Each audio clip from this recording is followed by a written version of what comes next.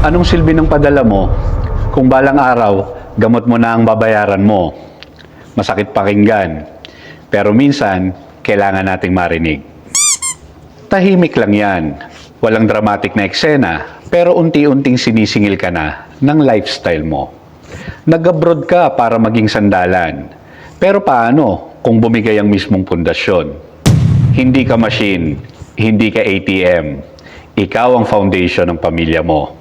At ang foundation, kailangang matibay. Practical plan para sa mga OFW dito. 3 times per week, mag-strength training. Kahit bodyweight lang. Sa kwarto, push-up, squats, lunges, and planks. Target 0.7 to 1 grams of protein per pound of your body weight para ma-preserve ang muscle. Bawasan ang rice refill at soft drinks. Tubig lang muna. Aim 7,000 to 10,000 steps daily kahit sa trabaho. Hindi mo kailangan ng perfect routine. Kailangan mo lang consistency.